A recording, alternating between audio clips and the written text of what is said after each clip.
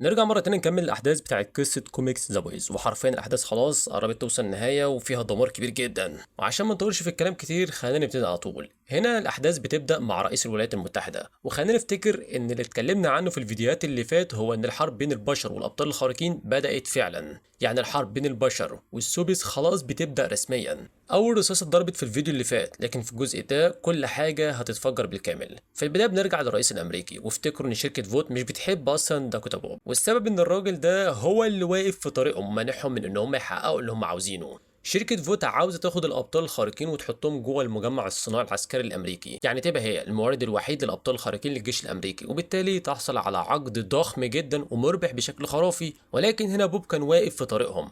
اما الراجل اللي هو نائب الرئيس الحالي فده اصلا شخص تابع لشركه فوت، وشركه فوت حطته في المنصب بحيث لو حصل اي حاجه للرئيس يكون هو اللي خلفه على طول. وعشان يضمنوا ان شركه فوت ما تقدرش تعمل حركه من النوع ده، مكتب الرئيس هنا بيقوم بتغيير افراد الخدمات السريه باستمرار، بحيث لو فوت حاولت تحط حد من ناحيتها جوه الحراسه يتم تغييره على طول. بالتالي الرئيس مش هيكون قلقان ان شركه فوت تدخل حد من رجالتها وتبوظ الدنيا او حتى تحاول تتخلص منه. وفي الوقت ده الرئيس بيكون في نوع من اللقاء او الاستقبال مع مجموعه من الاطفال، بعضهم هنا يعني من الاحتياجات الخاصه وبعضهم مجرد اطفال مميزين بطريقتهم الخاصه. والاطفال دول بيعرضوا الحيوانات بتاعتهم وحاجه مختلفه، والمشهد في البدايه لطيف نوعا ما لحد ما الرئيس بيشوف وولفرين. والولفرين هنا حيوانات صغيره بس شرسه جدا، حجمها صغير لكن عدوانيه بشكل مرعب. وهنا بقى واحد من الموجودين او اعتقد فيك بينزل لمستوى القفص ده وبيحاول يلعب بيه شويه، وبعدين بيفتحه. واول ما القفص بيفتح الولفرين هنا حرفيا بينقض فورا على الرئيس ويقتله في لحظتها. وايوه رئيس الولايات المتحده نفسه بيموت. والغريب جدا في الموضوع انك لو قلت لي ان رئيس الجمهوريه هيموت في كوميكس ذا بويز كنت اتوقع ان موته هيكون حاجه ضخمه جدا، حدث تاريخي ومشهد ملحمي كبير. ولكن هنا اللي بحبه مع الكاتب ده ان هو قلب التوقعات تماما وسحب البساط من تحت رجلينا. بيقول لك لا الراجل مات في حادثه غريبه وخلاص، لكن موت الرئيس ده بيفتح الباب على مصراعيه قدام شركه فوت. بعد كده بنشوف فوت وهي بتستغل الفرصه، وفي البدايه ممكن تفكر ان هم اللي دبروا الموضوع، يعني ممكن تقول ان هم استخدموا كومباوند في وعملوا حاجه معينه للولفرين علشان خاطر يهاجم الرئيس. لكن الحقيقه ان ده ما حصلش اصلا، كل اللي حصل كان مجرد ضربه حظ. وحتى شركه فوت نفسها بتبص الموضوع وتقول احنا بصراحه حاسين اننا اتظلمنا شويه، احنا اللي كنا بنخطط لكل حاجه وفي الاخر الفرصه جت لينا كده لوحدها. بس طبعا مش هنرفض هديه جت لينا، لان دلوقتي بقى عندهم فرصه ان هم يطلعوا فيك نائب الرئيس لمنصب الرئيس نفسه، طبقا للتسلسل الطبيعي لخلافة الرئيس في حالة عدم قدرته على أداء المهمة بتاعته. وبالتالي يقدروا يحطوا الشخص اللي هم عاوزينه في أعلى منصب في البلد، وده بيقربهم جدا من تحقيق كل هدفهم. لكن في الناحية التانية أعضاء السيفن نفسهم بدأوا يتساءلوا طيب ودلوقتي نعمل إيه؟ لأنه أكبر حاجة كانت قلقاهم هي إن شركة فوت بعد ما حققت اللي كانت عاوزاه ممكن ببساطة تستغنى عنهم. يعني في خوف حقيقي ان شركه فوت تقول خلاص احنا وصلنا اللي احنا عاوزينه مش محتاجينكم تاني. فاعضاء السيفن هنا يبتدوا يفكروا هل دي اللحظه المناسبه اننا مثلا نهرب؟ هل الافضل نمشي دلوقتي قبل ما شركه فوت تتخلص مننا، ولا نستنى ونشوف ايه اللي ممكن يحصل؟ وفي الوقت ده بيظهر فريق تحت مسمى تايتانيا تقريبا او حاجه قريبه من الاسم ده، وهو فريق صغير ومش من الفرق المهمه قوي. شركه فوت كلفتهم بحمايه رئيس شركه فوت نفسه وكمان النائب بتاعه، الست اللي المفروض تتولى قياده فوت لو حصل ليها اي حاجه سواء تقاعد او مات او ايا كان السبب.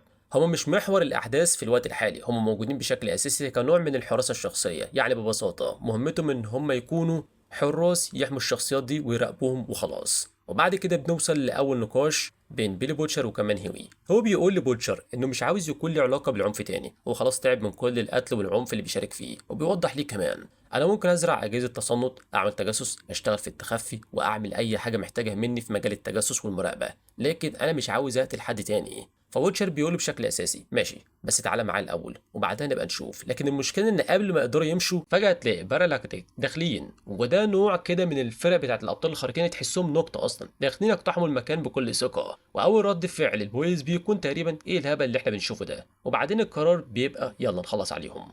وده فعلا اللي بيحصل، الرجاله دول بيتاخدوا في ثواني بسرعه جدا ومن غير اي مجهود يذكر. وهنا بقى تبدا تستوعب فعلا ان بعد ما فيك بقى هو الرئيس شركه فوت بدات فورا تجمع كل الخيوط القوه في ايديها وبتنتقل للبيت الابيض. وهناك بنلاقي فيك ومعاه تقريبا موظف من شركه فوت هو اللي بيوجهه يقول له تقول ايه بالظبط، او في اوقات بيتكلم بالنيابه عنه بشكل مباشر. وبيتكلموا هنا مع رينر مديره السي اي اي اللي هي اساسا مسؤوله عن فريق ذا بويز، والسي اي اي هم اللي بيتمولوا بفلوس بشكل شبه سري، باعتبارهم كده نوع من الفرق السوداء اللي بتنفذ شغل قذر وكمان سري. لكن فود بتبلغها بشكل واضح كل التمويلات لاي حاجه هتتوقف، يعني ابعتوا لنا كل التقارير وكل المعلومات اللي عندكم، لكن ممنوع تعملوا اي عمليات او حتى نشاط من اي نوع لحد ما نراجع ونشوف ايه اللي بيحصل بالظبط. هم في الحقيقه مش عارفين بشكل مؤكد العلاقه بين فريق ذا بويز وكمان CIA، لكنهم شاكين ان في علاقه قويه جدا بينهم، وعشان كده بيوقفوا كل حاجه، وبالتالي فريق ذا بويز مش هيقبضوا فلوس مقابل اي حاجه بيعملوها.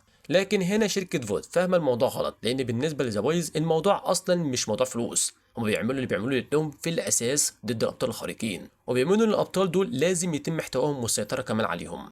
CIA بتوفر لهم امكانيات وموارد ما كانوش هيقدروا يحصلوا عليها بسهوله لوحدهم، لكن الفلوس مش هي الدافع الاساسي ليهم. بعد كده بنرجع لفريق ذا بويز، وهم بيقوموا بتعذيب واحد من اعضاء الفريق العبيط ده، ومن خلاله بيكتشفوا ان الفريق ده كان مبعوث اصلا من شركه فوت. لكن اثناء التعذيب هم بطريقه غير مقصوده بيفعلوا اصلا الخاصيه بتاعه التدمير الذاتي، فبيبص كده للراجل اللي عمل كده، معلش حظك وحش، وبعدين الراجل بينفجر وبكده الموضوع بيخلص. بعد كده بيطلع عند هيو معلومة صغيرة وبيقرر يكشف عنها، وده بيرجعنا لحاجة كنا اتكلمنا عنها قبل كده لما غطينا القصة بتاعت هيروغازم.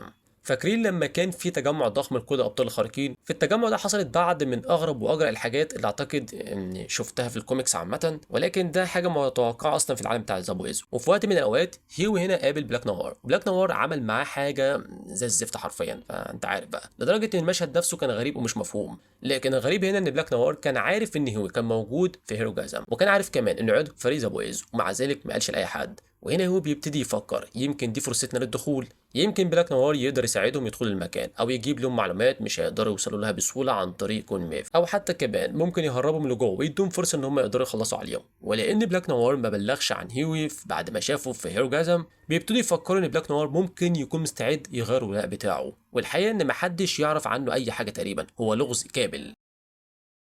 محدش يعرف شكله الحقيقي، محدش يعرف قصته، محدش يعرف اصله او الماضي بتاعه، هو بس موجود وخلاص. وعشان كده فريق ذا بويز بيقرروا يبتدوا ان هم يتحركوا بعد ما عرفوا ان الفريق العبيط ده مبعوثين اصلا من شركه فوت، بيقرروا يردوا الضربه. فبيلي بوتشر هنا بيبعت فرنشي وذا ايميل مباشره ناحيه شركه فوت، وهدفهم ان هم يخلصوا عليهم. وبعد كده بوتشر وهيوي بيقعدوا يتكلموا تاني. بوتشر لسه فاهم كويس ان هيوي مش مرتاح للعنف، وانه مش عاوز يقتل او يرتكب افعال عنيفه، لكن بوتشر عنده طريقه تفكير مختلفه تماما. هو بيقول لي بشكل اساسي: بص يا صاحبي، دي طبيعة اللعبة، لو انت هتعمل اللي احنا بنعمله مفيش مكان للمسالمين هنا، مفيش مكان لحد مش قادر يضغط على الزناد، العالم مكان قاسي ومظلم، فلازم تتعلم تتعايش مع ده. وطبعا عشان بوتشر يحاول يقنع هيوي يدخل في الموضوع اكتر، بيستخدم اقوى ورقه عنده، الحاجه الوحيده اللي هو عارف انها ممكن تاثر فيه. بوتشر كان خاطف واحد من افراد الفريق وبيقول له: هيوي، دي فرصتك، عاوز تستخدم العنف ولا لا؟ وبعدها بوتشر بيشغل تسجيل صوتي، والتسجيل ده بيوثق اللحظات اللي حصلت مباشره بعد ما ايترين قتل روبن في بدايه القصه. فاكرين لما ايترين خبط روبن وقتلها، وبعدها اتوتر وجري على فريق السيفن، وهو تقريبا في حاله ذعر حرفيا، وبيقول ليهم اللي حصل. رد فعلهم كان ببساطه كان المفروض تمشي وتسيب المكان، وكانوا بيتعاملوا مع الموضوع بمنتهى البرود. يعني ايترين بيقول ليهم حاجه من نوع: كنت بتخانق مع واحد والراجل طار وخبط روبن في الحيطه وهي ماتت. وردهم تقريبا: ما هو اكيد هيحصل اضرار جانبيه، وخلاص، مفيش اي ندم، مفيش تأنيب ضمير، مفيش اي احساس حقيقي بالذنب. ولما هو هنا بيسمع التسجيل ده بيبدأ يدخل في حالة غضب شديدة جدا، لكن في نفس الوقت بيبدأ كمان ينفجر في وش بوتشر: بطل تشغل الشريط اللعين ده، اقفل ده، انا مش عاوز اسمع الكلام ده تاني. لكن الحقيقة ان هيو محتاج يسمعه، لان في فرق بين العالم بالشكل اللي هيو شايفه وبين العالم بالشكل اللي هو فعلا موجود عليه، وهيو لسه ما تقبلش حقيقة العالم اللي عايش فيه، حقيقة ان عالم الابطال الخارقين ده ما فيهوش تقريبا اي حاجة تستحق الانقاذ. لما هو هنا قابل ستارلايت هي كانت الاستثناء، لكن ده هو الاستثناء مش القاعده. كل الابطال الخارقين اللي شغالين مع شركه فوت تقريبا ادالهم حريه مطلقه من غير عواقب حقيقيه، ومعاهم كل الفلوس والامكانيات اللي ممكن يحلموا بيها، وطبيعي جدا ان هم في الاخر يميلوا للجانب المظلم فيهم، لان مفيش عواقب حقيقيه على اللي بيعملوه. طول ما اللي بيحصل مش زياده او لدرجه ان يعمل مشكله او صداع لشركه فوت، كل حاجه بتدفن تحت التراب. القصص بتاعتهم بتتغير وتتقدم للناس بشكل يخليهم يبانوا ابطال كويسين، الفلوس بتفضل داخله والمبيعات بتفضل شغاله، وخلاص دي في النهايه الحاجه الوحيده اللي بتفرق. وعشان دي هي حقيقه العالم اللي هو عايش فيه، في النهايه هو بيقول بشكل اساسي: ماشي. وبعد كده التسجيل بيتحول لستارلايت، واعضاء السيفن هنا بيبتدوا يتكلموا عن انهم محتاجين بديل للامبلايتر، وبيسالوا هنا: طيب هنعمل ايه وهنجيب مين؟ فبيبتدوا هنا يقترحوا ان هم يجيبوا حد جديد، وبعدين الكلام بيتحول: طب ما نجيب شويه بنات. وهنا يطلع اسم ستارلايت، بنت صغيره لسه في بدايه حياتها، قليله الخبره وساذجه، وهما بيبصوا لبعض وبيفكروا دي نقدر نجيبها بسهوله، ومين عارف هي ممكن تكون مستعده تعمل ايه عشان خاطر تدخل فريق السيفن. مش صح برضه؟ هي اصلا طول عمرها بتحلم وبتعشق فريق السيفن، فممكن تعمل اي حاجه تقريبا عشان تبقى واحده منهم. وفي الاخر دي مجرد بنت صغيره راحت هوليوود وهي بتحلم انها تعمل لنفسها اسم وشهره، لكن اللي بيحصل فعلا هو انها بتقع فريسه في ايد ناس بشعه وحقيره بيستغلوها اسوأ استغلال. وسماع هو للتسجيل ده وسمعوا ازاي الناس بيتعاملوا معاهم كانهم لعب او حتى كمان دميه، مجرد ادوات التسليه في ايد اعضاء السيفن، بيخليه يدخل في حاله غضب شديده جدا. وهنا هو بيقول خلاص، بيقول كفايه، والنتيجه ان بيقوم بقطع راس واحد من افراد الفريق. ومن هنا بقى بنرجع كمان لفرنش وزفيميل، والاثنين داخلين في حاله هجوم وانتقام ورايحين يخلصوا على التيم بتاع التايتن ده، ايا كان مش فاكر اسمه ايه قوي الصراحه. يعني الفريق ده بيتاخد بسهوله جدا، يعني فرنشي فعلا بيخسر دراعه اثناء المعركه، وزفيميل بتتصاب هي كمان لدرجه معينه، لكن مفيش اصابات خطيره جدا بالنسبه للاثنين، مع انه طبعا فقدان دراع مش حاجه بسيطه يعني. لكن في النهايه الفريق ده بيتدمر بسرعه جدا، وده بيوضح لك امكانيات فريق ذا بويز الحقيقيه، لان هنا عندك اتنين بس، وطبعا زفيميل لوحدها تعتبر تقريبا جيش كامل، عندها احساس كده بالغضب لما بتدخل في اي هجوم بتتحول لحاجه شبه آلة قتل. اما فرنشي فهو اهدى شويه واكتر تخطيطا، لكن ده مش معناه انه اقل جنون منها، هو ممكن يبقى مجنون زيها بالظبط. يعني عندك شخصين بس قادرين يفقدوا السيطره ويقتلوا اي حد قدامهم، مع ذلك قدروا يخلصوا تقريبا على التيم كله.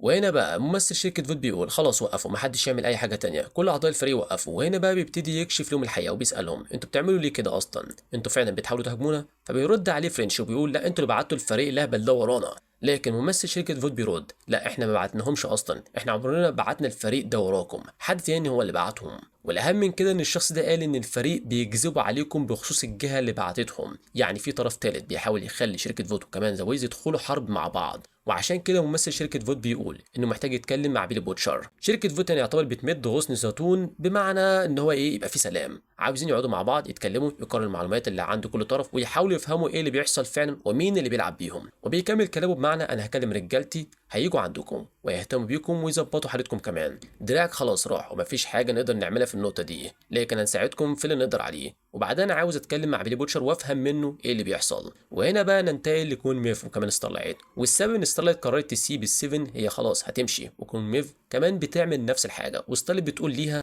لو عاوزه تيجي معايا تعالي، انت مش مضطره تفضلي هنا، مفيش حاجه ماسكاكي في المكان ده، تقدري تمشي في اي وقت، ولو الحياه دي فعلا مخلياكي تعيسه يبقى يلا نمشي. وكون ميف فعلا بتقرر تمشي معاها، يعني الانطباع اللي بناخده ان هي ناويه تسيب السيفن جنبا الى جنب مع ستارلايت. لكن فجأة هوملاندر بيظهر قدامهم، وفي اللحظة دي كوين ميف بتفهم فورا اللي بيحصل، هم مش هيسمحوا ليهم يمشوا، هوملاندر ناوي يقتل الاتنين. وكوين ميف بتتصرف بسرعة جدا، بتمسك الراجل اللي معاها اللي هو نوع من الخدم او المرافق الشخصي بتاعها، واللي كان مستعد يعمل اي حاجة عشان يلمسهم او يتعامل معاهم. فميف هنا بتمسكه وبترميه ناحيه هوملاندر، والراجل بيموت. وبعدين ميف بتمسك ستارلايت وترميها بره الطياره عشان تنقذها، وبعدها تروح تهاجم هوملاندر بنفسها. لكن هنا تكتشف ان السيف اللي معاها كان مجرد قطعه معدنيه للتمثيل، يعني السيف مش سلاح اصلا حقيقي. هوملاندر بيستغل اللحظه دي وبيوجه ليها ضربه بتفصل راسها عن جسمها، وستارلايت بتهرب بحياتها. وده تقريبا كل اللي حصل، بصراحه حاجه جنونيه جدا. لكن نتيجه كل ده ان ممثل شركه فوت اللي بيكشف اخيرا اسمه جيمس ستولويل بيبدا هنا يتواصل مع بيلي بوتشر، وبيقول ان في طرف ثالث بيحاول يوقعهم في بعض عشان يخليهم يدخلوا حرب مع بعض، بعدها يقدر ينفذ اجندته الخاصه. واللي باين ان الشخص ده هو هوملاندر، يعني هوملاندر بشكل اساسي بيحاول يحرض الطرفين على بعض عشان يبدا حرب،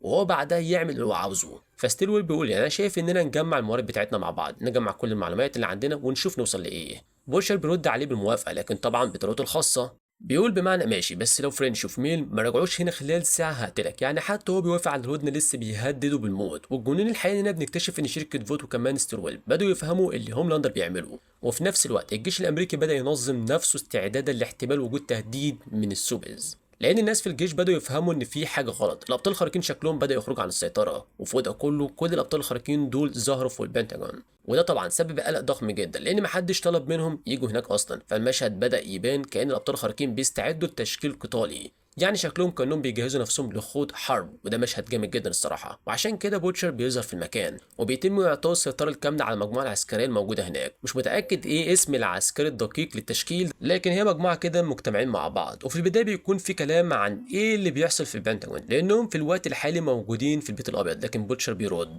ان الرجاله اللي في البنتاجون لازم يصمدوا على قد ما يقدروا، احنا لازم نركز قوتنا هنا، لازم نفضل هنا ونراقب اللي بيحصل. وبعد كده بوتشر بيقول لهوي انت هتدير المكان ده بدالي، لان هو هو نفسه رايح البيت الابيض عشان يعرف ايه اللي بيحصل، خصوصا بعد ما هوملاندر سيطر على المكتب الابيض. وهنا بقى ام بيتدخل، واحنا كنا عارفين ان بوتشر كان مكلف قبل كده انه يدور ورا بلاك نوار، يعني يبحث في ملفات كل اعضاء السيفن ويشوف اذا كان في اي معلومات هم ما اكتشفوهاش قبل كده. وفعلا ام لقى معلومات عن بلاك نوار ما كانوش يعرفوها، فلما بيتصل بيه بيقول له لا لازم تمنع بيلي بوتشر من الدخول هناك، لان لو بوتشر دخل هيكتشف حاجه اسوأ بكتير من هوملاندر نفسه. وفي اللحظه اللي بيلي بوتشر بيدخل فيها بيكتشف ان هوملاندر قتل فيك بالفعل، يعني قتل الرئيس الحالي للولايات المتحده. وبعدها هوملاندر بيكمل في حاله جنون وانتقام، وبيبدا يمشي في طريق من الدمار والقتل وكل ده، وبلاك نوار واقف بيتفرج على اللي بيحصل. وهنا بيشرح لنا نقطه مهمه جدا. شركه فوت كانت محتاجه نقيض لهوملاندر. لما هوملاندر ظهر لأول مرة كان مجرد طفل رضيع جديد، لكن عنده هيت فيجن قادر يحرق ويدمر أي حاجة قدامه، يعني حرفيا كان سوبرمان رضيع.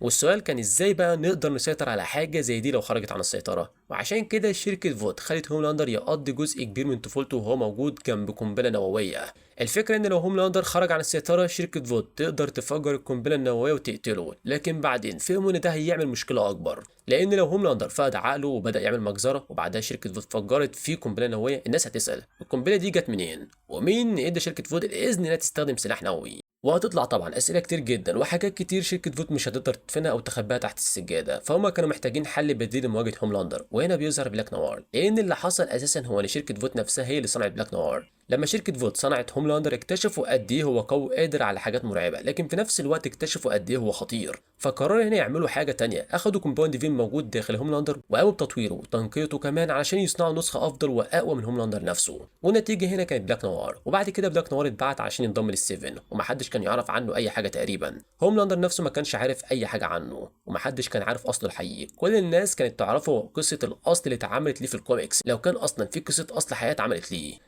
لكن بلاك نوار كان مجرد شخصيه غامضه وسريه جدا، وهوملاندر كان باين انه بيحبه لانه كان دايما ماشي وراه وبينفذ كل اللي هوملاندر يقول له من غير ما يعترض او يناقشه كمان. لكن مهمته الحقيقيه كانت انه يفضل قريب من هوملاندر ويراقبه، عشان لو خرج عن السيطره او بدا يعمل حاجه خطيره بلاك نوار اما يقدر يسيطر عليه ويرجعه او ببساطه يقتله. ومع مرور الوقت بلاك نوار بدا يستوعب ان مهمته عمرها ما هتتحقق. هو في الاساس كان متكلف ان يبقى قاتل مأجور، مهمته يقتل هدف معين لو الظروف استدعت لده، لكن الظروف دي ما حصلتش ابدا. وبمرور الوقت هنا بدا حرفيا يفقد عقله بقى مهووس بالهدف اللي عايش قريب منه طول الوقت، لكنه في نفس الوقت مش قادر يقتله. وهنا بنكتشف الحقيقه الصادمه، بلاك نوار هو نسخه مستنسخه بالكامل من هوملاندر لكن اقوى منه. واول هنا ما بيشيل القناع بنكتشف الحقيقه دي، لكن الموضوع ما بيقفش هنا، لان بلاك نوار كان بدا فعلا يفقد عقله، وكل الجرائم والحاجات البشعه اللي حصلت على مدار مسيره هوملاندر كسوبر هيرو. ومش عاوز طبعا اقول لك هو عمل ايه، لان طبعا انا مش بقول لك كل حاجه بالتفاصيل زي ما قلت لك كده من البدايه، عشان خاطر في حاجات بشعه حرفيا. طلع ان بلاك نوار هو اللي عملها كلها. كان بيلبس بدله هوملاندر وبيتنكر في شكله ويرتكب الجرائم دي، وبعدها يخلي الكل يفتكر ان هوملاندر هو المسؤول. يعني في النهايه هوملاندر بريء فعلا. الراجل عمره ما عمل اي حاجه وحشه اصلا، عمره ما ارتكب الجرائم دي ولا عمل اي حاجه من الحاجات اللي كنا فاكرينها عنه. وده جنون بشكل مش طبيعي، لان هدف بلاك نوار من البدايه كان انه ينفذ مهمته، فعشان كده بدا يرتكب كل الجرائم البشعه دي وبعدها يرميها على هوملاندر. وبعدين المعلومات دي توصل لبيلو بوتشر اللي اصلا ما كانش عارف مصدرها ايه، والخطه كانت ان بيلو بوتشر وكمان فريزا ويز ينشروا المعلومات دي ويوصلها كمان لشركه فود، وساعتها شركه فود هتضطر انها تتخلص من هوملاندر او تشيله من الصوره، وبكده بلاك نوار يقدر اخيرا يقول انا خلصت المهمه بتاعتي. وده في الاساس هو الهدف من كل اللي حصل لحد دلوقتي. كل ده كان نتيجه ان بلاك نوار فقد عقله وبدا ينفذ خطته بنفسه. في نفس الوقت القوات الجويه الامريكيه اتكلفت انها تتعامل مع الابطال الخارقين الموجودين في البيت الابيض، ولما الطيارات الحربيه بدات توصل وهي مسلحه ومستعده للقتال، الابطال الخارقين كانوا واقفين بمنتهى الثقه بيقولوا تقريبا احنا ابطال خارقين يا راجل، ايه اللي يخوفنا اصلا من كل الكلام ده؟ لكن القوات الجويه بدات تطلق اسلحه معدله مخصوص فيها صواريخ خارقه للدروع وكمان حاجات تانية متصممه تحديدا عشان تقتل او تعطل السوبر هيروز. والنتيجة كل الأبطال الخارقين تقريبا اتمسحوا من على الخريطة، وده كان نتيجة الغلطة اللي ارتكبوها لما افتكروا إن هم لا يقهروا، لكنهم اتاخدوا بسهولة جدا. المواجهة أصلا ما كانتش معركة طويلة، كانت حاجة كده بسيطة جدا. وبعد اللي حصل ده ومع انكشاف حقيقة بلاك نوار وحاجات هوملاندر، الاتنين في النهاية بيدخلوا في مواجهة مع بعض. في الوقت ده بيلي بوتشر بيبص على الموقف وبيقول تقريبا استنى دول اتنين هوملاندر، أنا ما عنديش أي حاجة أقدر أقدمها هنا، فبيقرر ينسحب. وبعدها بيقول للباقيين خليكم مستعدين، واحد بس من الاتنين دول هيطلع حي، ولما المعركة تخلص لازم يكونوا مستعدين ان هم يفتحوا النار على اللي هيفضل عايش. وبالفعل بنكتشف ان بلاك نوار قدر يقتل هوملاندر، لكن بلاك نوار نفسه رغم ان هوملاندر كان تقريبا سحقه وفرمه بالكامل لسه حي. وساعتها بيلي بوتشر والباقيين بيبتدوا هنا يفتحوا عليه النار بكل اللي عندهم. نتكلم بقى عن طلقات عيار 50 وقذائف دبابات وكل انواع الاسلحه التقيله اللي ممكن تتخيلها. كل حاجه بتضرب على بلاك نوار، والضرب ده فعلا بيعمل فيه اضرار ضخمه جدا لكن مش بيقتله تماما. وساعتها بوتشر هنا بيظهر ومعاه عتلة الحديدية بتاعته وبيستخدمها عشان يفتح راس بلاك نوار بالقوة، وده في النهاية بيوصل لموته. مش بيموت في نفس اللحظة لكنه خلاص بقى على آخره. وطبعا أنا عارف إن ناس كتير هتبص المشهد ده وتقول إيه الهبل ده؟ لو الدبابات وكل الأسلحة دي ما قدرش تقتله، إزاي بيلي بوتشر هيقدر يقتله؟ لكن خلي بالك من نقطة مهمة، لما بنتكلم عن الدبابات وهي بتضرب بلاك نوار إحنا مش بنتكلم هنا عن إشارة ليزر، يعني مش مجرد إنك واقف ثابت ماسك سلاح خفيف وبتضرب هدف قدامك وتقدر تسيبه بنسبة 100%. لا، إحنا بنتكلم عن ارتداد ضخم جدا من الاسلحه دي. هما كانوا بيضربوا بيطلقوا عليه النار، لكن في الغالب كانوا بيضربوا ناحيته بشكل عام. ممكن قذيفه او اتنين يخبطوا فيه، لكن مش معنى كده ان كل القذائف والطلقات يعني ضربته بشكل مباشر. وفوق ده كله افتكروا ان بيلي بوتشر نفسه عنده كومباوند في، يعني هو قوي جدا. طبعا مش بنفس مستوى قوه بلاك نوار، لكنه قوي بما يكفي انه يقدر يستخدم العتله ويفتح بيها راس الراجل ده، وده فعلا اللي بيعمله. بوتشر بيمسك مخ بلاك نور وبيطلعه من راسه، وبعدين بيقول لي بمعنى كده ده غالبا الجزء اللي من مخك اللي لسه في اخر ذكرياتك عن اللي عملته في مراتي، وده انتقامها. بعد كده بقى بيبدا حرفيا يدمر مخه قدام وشه. في النهايه بلاك نور بيقع وبيموت. ولو بصيت للمشهد ده وقلت خلاص كده انتهت القصه، صح؟ بيلي بوتشر اخد حق مراته من الراجل اللي قتلها. خلينا نقول لك لا، مش ده اللي بيحصل. لان بيلي بوتشر بيدخل حرفيا في وضع البانشر وبيبدا يقول زوجتي انا اسف يا حبيبتي، انا اخدت حقك، انا اسف وعارف انك ما كنتيش هتتمني ان الموضوع يوصل لكده، لكن مهما كان قد ايه انت غالبا هتكرهي اللي انا عملته. الحقيقه انك هتكرهي جدا اللي انا هعمله بعد كده. وبكده بقى ننهي الفيديو لحد هنا. كالعاده بقى استنى في الكومنتات، ولو وصلت لحد هنا اول مره على القناه ما تنساش سبسكرايب شير كومنت لايك عشان خاطر يوصلك كل جديد اول باول. ونكمل بقى النهايه مع الفيديو اللي جاي. سلام.